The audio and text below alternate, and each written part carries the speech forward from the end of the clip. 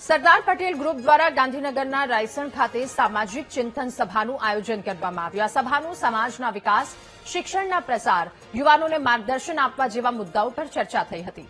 સભામાં યુવાનો યુવતીઓના પ્રેમલગ્ન જેવા સંવેદનશીલ વિષયો પર પણ ચર્ચા કરવામાં આવી. આ ઉપરાંત બિન અનામત વર્ગને મળતા લાભોના સંદર્ભમાં વિગતવાર સમીક્ષા કરવામાં આવી.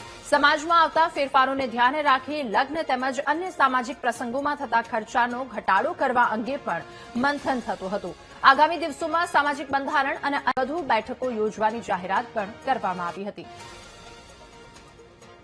આપણી ઈચ્છા હોય કે આપણા સમાજના દીકરા દીકરી પણ આવા મોટા કામમાં, સરકારના વહીવટમાં સમાજની સેવા કરવા માટે જોડાય, તો એક ચિંતન આપણે એ કરવું જોઈએ કે સૌથી વધુ શિક્ષણ આપણે કેવી રીતે પ્રાપ્ત કરી શકીએ અને બીજાના દીકરાઓ કદાચ ગરીબ હોય, દીકરીઓ ગરીબ હોય તો એમને કેવી રીતે મદદ કરી, એ હોશિયાર હોય તો એમને આપણે વધુ સારી રીતે આગળ લઈ જઈ શકીએ. 10, 15, 20, 25 પરિવારો આગળ આવ્યા હોય, એ યુવાનો, એ વેપારીઓ આગળ આવ્યા હોય અથવા તો કોઈ સારી જગ્યાએ ગોઠવાયો હોય, એ તમામે પોતાનું ગામ એક દત્તક લઈ પોતે પોતાના પરિવારના લોકો માટે ક્યાંક આપણે મદદ કરી શકીએ.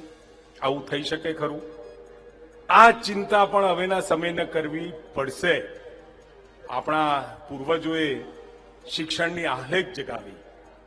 આખા ઉત્તર ગુજરાતની અંદર ઠેર ઠેર નાના ગામડા સુધી શિક્ષણની શાળાઓ બંધાવી અને એના પરિણામે જે લોકો ભણ્યા એ વખતે તકો જેમને મેળવી લીધી અને આગળ નીકળી ગયા, અને જે લોકો તકો નથી મેળવી શક્યા એમની પણ આપણે ચિંતા કરવી જરૂરી છે. 5 મિનિટ જમવા મોડા જશો તો ચાલશે, પણ સમાજમાં કોઈના ઘરે અઘટિત કોઈ ઘટના બની જશે અને પછી તમે જો અમારો દરવાજો ખખડાવશો તો અમારા જોડે પણ એવો સમય નથી તમારી જોડે કામ કરવાનો.